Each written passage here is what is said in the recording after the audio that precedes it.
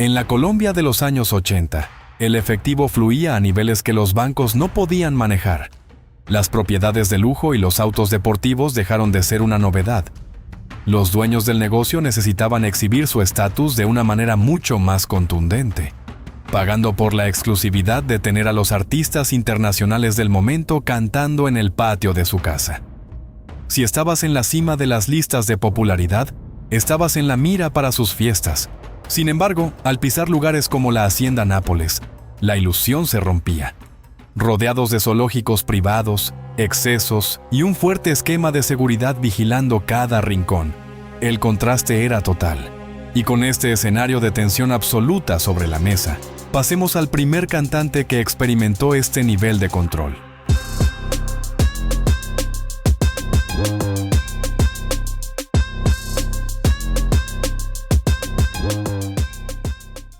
Héctor Lavoe y la noche que no terminaba.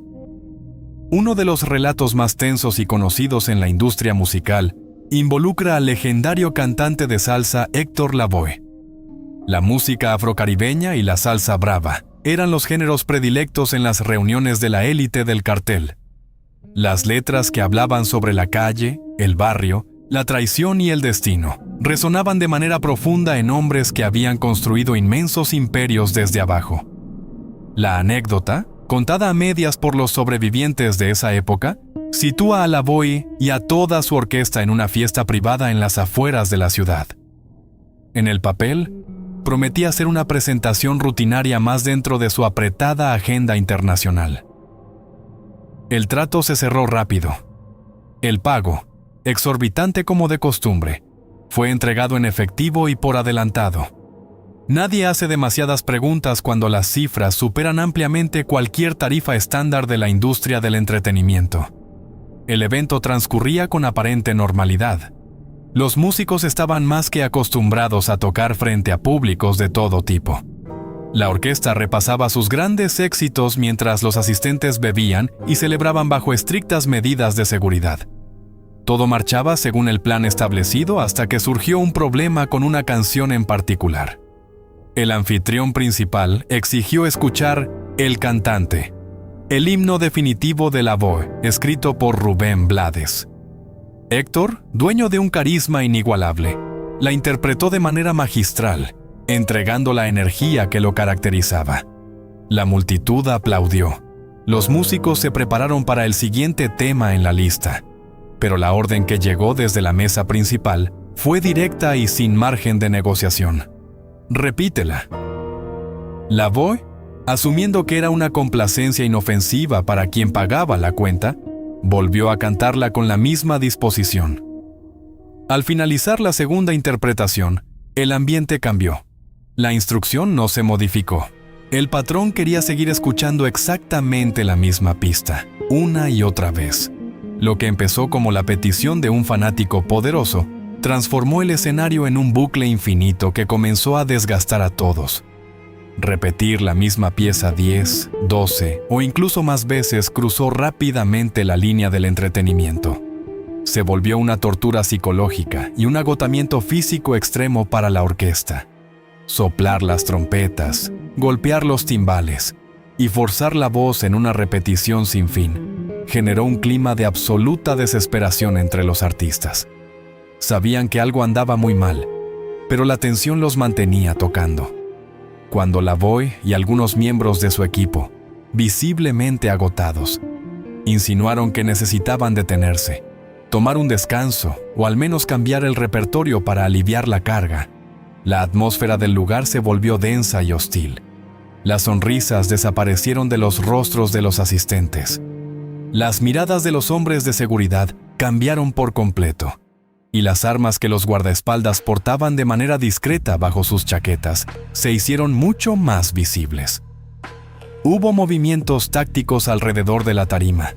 El mensaje no verbal enviado a la orquesta era aplastante. Nadie se bajaba de ese escenario y nadie dejaba de tocar hasta que el anfitrión lo autorizara explícitamente. Eran prisioneros de un capricho y el reloj parecía haberse detenido. Ante la inminencia de un desenlace violento o la posibilidad real de quedarse retenidos indefinidamente, Lavoe y su círculo de confianza tomaron una decisión desesperada. Sabían que pedir permiso para irse no era una opción viable. Tuvieron que aprovechar un momento de distracción general, una confusión en la fiesta o un descuido en el anillo de seguridad más cercano a la tarima. Dejaron sus valiosos instrumentos en sus lugares, fingieron ir a refrescarse y escaparon de la propiedad. La leyenda cuenta que huyeron corriendo a través del monte espeso de la región, sumergidos en la oscuridad total de la madrugada, sin conocer absolutamente nada del terreno por el que avanzaban. El pánico los obligó a moverse rápido entre la maleza. Tuvieron que caminar descalzos y heridos por horas, escondiéndose de cualquier ruido que sugiriera que los estaban persiguiendo. La travesía terminó al amanecer, cuando finalmente lograron llegar a una carretera principal donde pudieron pedir ayuda a los vehículos que pasaban. Al día siguiente, la orquesta tuvo que asimilar la magnitud de lo que acababa de ocurrir. Habían perdido sus instrumentos, sus equipos de sonido y, según algunos relatos, hasta sus pasaportes y documentos de identidad. Lograron salir ilesos de una celebración donde pasaron en cuestión de minutos de ser las estrellas principales de la noche a convertirse en simples rehenes. Y de la desesperación de la salsa en medio de la selva, pasemos al siguiente cantante, quien vivió una experiencia igual de agobiante, pero marcada por un escalofriante silencio. El Puma y el escenario a oscuras. Si la salsa representaba la fiesta descontrolada y el jolgorio interminable, la balada romántica era el género preferido para el despecho y la intimidad. Durante la década de los 80, el venezolano José Luis Rodríguez, conocido en la industria como El Puma, era uno de los ídolos más cotizados de América Latina. Su inquebrantable imagen de galán de televisión y su voz en vivo lo convertían en el artista ideal para impresionar a las mujeres presentes en estos eventos exclusivos. El inmenso pago en efectivo garantizaba su presencia, pero nadie lo preparó para lo que viviría. La experiencia que se relata sobre él es un retrato claro de la humillación sistemática que los capos ejercían sobre las figuras públicas. El rumor, documentado en crónicas de la época y que aún resuena en la industria musical, detalla que el Puma fue contratado bajo estrictas condiciones de opacidad. El intermediario ofreció una fortuna imposible de rechazar, fijó la fecha y garantizó un traslado seguro. Al llegar a la inmensa propiedad, el equipo esperaba el recibimiento digno de una superestrella de su calibre. En lugar de encontrar un público emocionado o un anfitrión dispuesto a presumir su millonaria contratación, encontró un ambiente calculador y frío. La noche que yo fui, el día que yo fui, era un salón pequeño. Tenían una rumba de 3 días en un hotel. Y dice el manager que yo tenía, mira, hace falta luz ahí. Y canté, no vi a nadie, no sentí aplausos. Lo llevaron directamente a un gigantesco salón principal acondicionado milimétricamente para su presentación. En aquel lugar cerrado y custodiado, no hubo saludos efusivos, no hubo brindis de bienvenida, ni la más mínima cortesía. Cuando subió al escenario preparado para entregar su amplio repertorio, justo en el instante en que tomó el micrófono, las luces generales del lugar se apagaron de un golpe seco.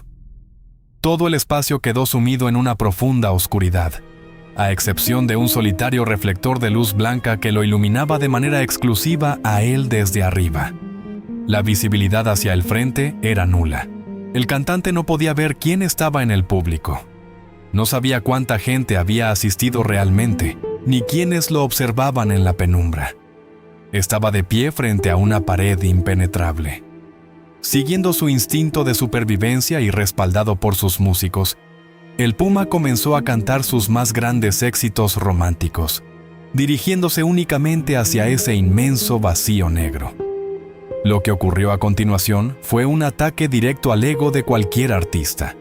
Entre el final de una canción y el inicio de la melodía siguiente, no había ni un solo aplauso. No había gritos de admiración, ni un murmullo que delatara interacción humana. Era un silencio denso y pesado que llenaba cada rincón del lugar. Terminaba una sentida balada, la música se detenía, y el silencio absoluto reinaba de nuevo hasta marcar el inicio de la siguiente pista. La tensión insoportable de entregar su talento frente a una sombra silenciosa que no respondía a sus estímulos, pero que claramente tenía el poder de decidir su suerte esa noche, fue descrita como una de las situaciones más agobiantes de su carrera. Se dice que el anfitrión principal estaba allí mismo, sentado tranquilamente en las primeras filas, bebiendo en total mutismo. El objetivo real de esta retorcida dinámica no era simplemente disfrutar de un concierto privado, sino enviar un contundente mensaje de dominación. El capo demostraba a sus allegados que bajo su propio techo, la fama mundial no valía nada. El reconocido cantante, acostumbrado a dominar por completo a las multitudes en estadios repletos, fue reducido intencionalmente a su mínima expresión. Ya no era la estrella adorada por millones de personas.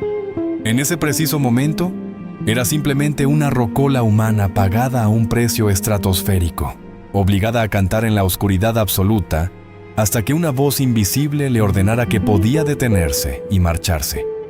Y de este agobiante silencio impuesto frente al ídolo venezolano, pasemos a analizar la anécdota de un gigante de la música mexicana, donde el peligro surgió a causa de un atrevimiento verdaderamente impensable. Juan Gabriel y el beso del atrevimiento. Otra de las historias que ha cruzado la línea del tiempo como un mito urbano insuperable dentro del oscuro mundo del narcoespectáculo involucra a uno de los artistas mexicanos más grandes de todos los tiempos, Juan Gabriel. Su presencia en Colombia era una constante debido a su inmenso éxito comercial en toda la región. La música mexicana, especialmente las rancheras y las baladas, siempre tuvo un lugar privilegiado en el gusto de los grandes jefes. Sin embargo, la anécdota que rodea al ídolo, contada por personas cercanas a las organizaciones de la época e incluso mencionada en libros de testigos directos, tiene una dinámica muy diferente. No ocurrió por una exigencia de Pablo Escobar para demostrar su autoridad, sino como el resultado de una peligrosa apuesta entre sus socios más cercanos. El escenario era una fiesta monumental que lograba reunir a las cúpulas del poder de Medellín y Cali, un lugar donde la tensión y el dinero en efectivo circulaban sin control. Durante esta presentación privada masiva, donde Juan Gabriel estaba amenizando la noche con su energía característica y su dominio total de la audiencia, los excesos tomaron el control del evento. El altísimo nivel de alcohol, sumado a la tremenda soberbia de los asistentes que competían constantemente por demostrar quién tenía más influencia, llevó la situación a un punto crítico. Uno de los altos capos presentes se acercó al cantante durante una pausa o de manera discreta al borde del escenario. Le propuso un reto insólito, acompañado de una oferta económica que duplicaba lo que ya estaba cobrando, respaldado por una coacción velada imposible de ignorar. El reto consistía en que Juan Gabriel, en pleno show y a la vista de todos los invitados, debía acercarse a Pablo Escobar y darle un beso en la mejilla. En el contexto de hipermasculinidad, extrema paranoia y violencia desmedida que rodeaba al líder del cartel, una acción de este tipo era el equivalente directo a jugar a la ruleta rusa con un arma cargada. Cualquier gesto no autorizado, y mucho más uno de contacto físico íntimo por parte de otro hombre, era considerado una burla inaceptable. Se cuenta que Juan Gabriel, conocido por su tremenda audacia en el escenario, su personalidad irreverente y su capacidad innata para manejar a cualquier tipo de público, decidió aceptar el reto. Mientras interpretaba uno de sus grandes éxitos, bajó de la tarima principal, caminó entre las mesas, acercándose estratégicamente al lugar donde estaba sentado el anfitrión principal, rodeado de su fuerte anillo de seguridad. Se inclinó rápidamente y, ante la mirada atónita del resto de los capos, le dio un beso en la mejilla. La reacción de los presentes fue inmediata y verdaderamente aterradora. El rostro del anfitrión se transformó por completo en una máscara de furia. Interpretó el atrevido gesto no como una broma aparte del espectáculo, sino como una falta de respeto gravísima e imperdonable frente a sus hombres de confianza y sus socios. La tensión cortó el aire y se apoderó del inmenso lugar en cuestión de fracciones de segundo. Las manos de decenas de guardaespaldas fueron a parar directamente a las armas que llevaban ocultas. El ambiente de fiesta se congeló de golpe, y el sonido de la música pasó a un segundo plano. El mismo hombre que había propuesto la insensata apuesta tuvo que intervenir de manera urgente. Se interpuso rápidamente para evitar que la situación terminara en una tragedia total, explicando en voz alta que todo había sido una simple broma pactada entre ellos y asumiendo la culpa. Aunque el jefe supuestamente se calmó tras la explicación, la ofensa pública ya estaba hecha y el peligro era inminente. Juan Gabriel y su equipo no se quedaron a averiguar si el perdón otorgado era real o momentáneo. La historia asegura que el artista fue sacado inmediatamente de la propiedad bajo un fuerte operativo improvisado, llevado directo a un aeropuerto cercano y puesto en un vuelo privado rumbo a México esa misma madrugada. Dejó atrás el dinero apostado, pero ganó la anécdota de haber estado a milímetros de un desenlace fatal por una apuesta de hombres con demasiado poder. Y después de este escape milagroso del ídolo mexicano, es momento de mirar hacia aquellos que prefirieron el silencio absoluto, cerrando los ojos ante la verdadera procedencia de la inmensa fortuna que les pagaba. Roberto Carlos, Vicente Fernández y el silencio de los ídolos.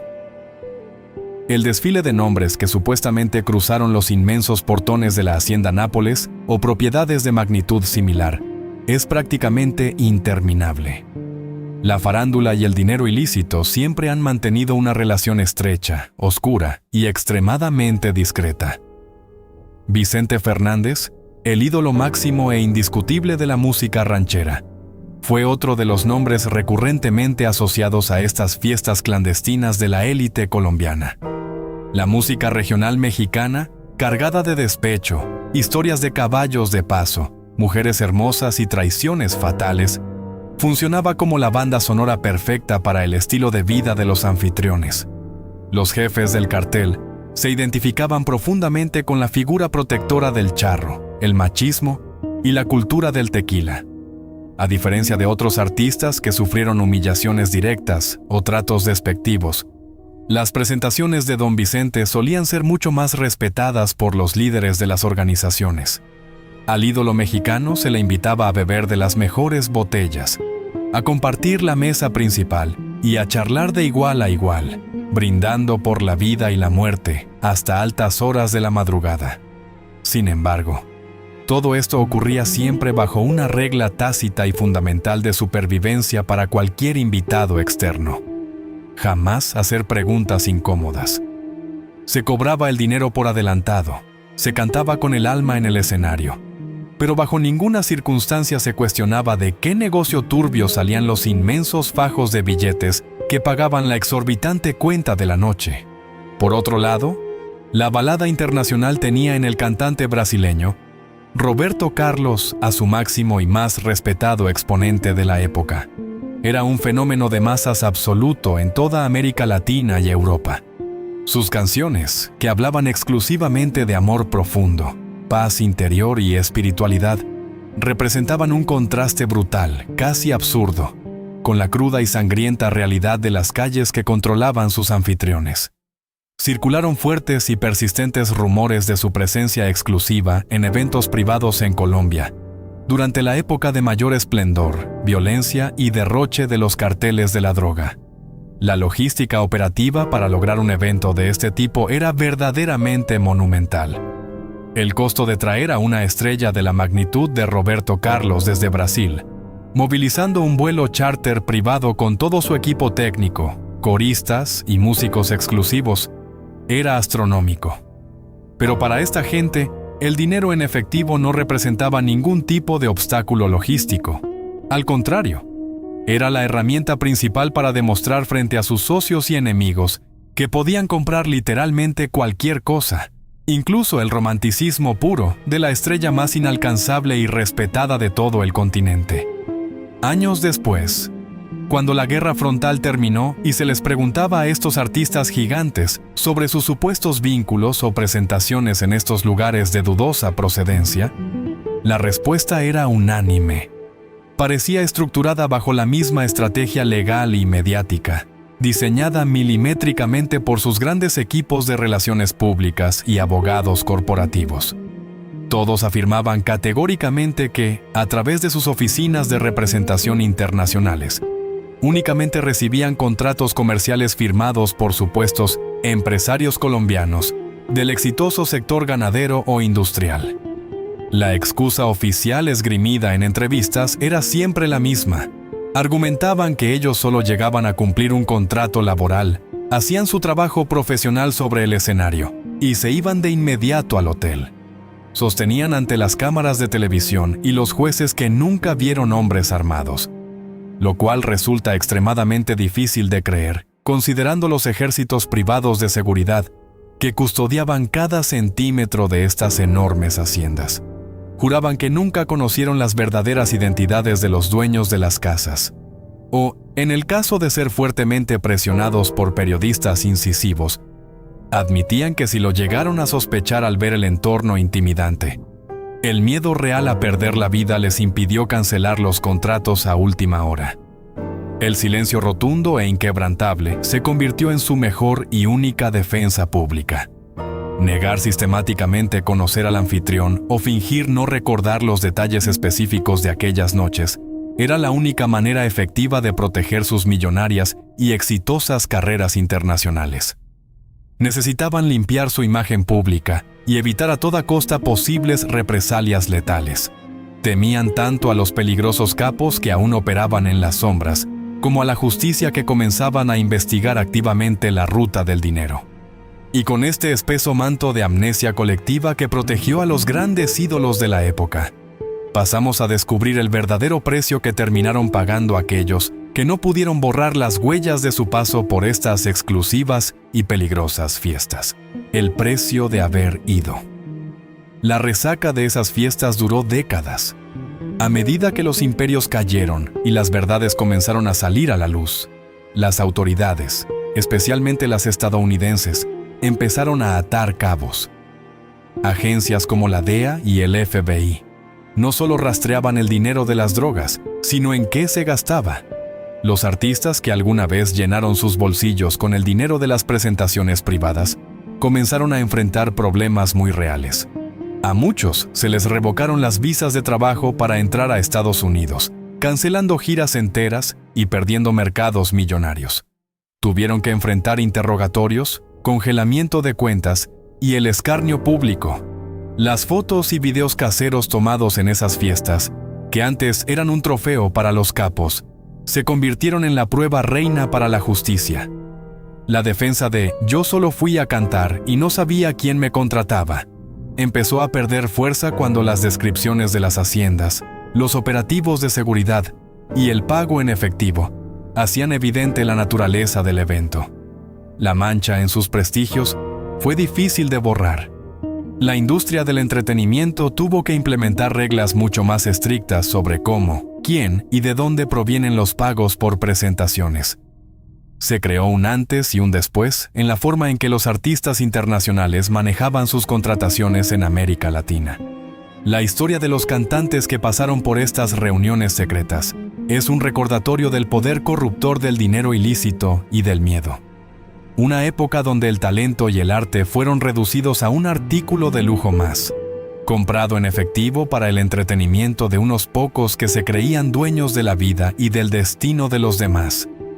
Queda en el aire juzgar si estos ídolos fueron víctimas de la extorsión y el miedo, o si la ambición los cegó ante las evidentes señales de peligro. ¿Qué harías tú si recibes un maletín lleno de dinero, junto con una invitación que, si rechazas, podría costarte todo?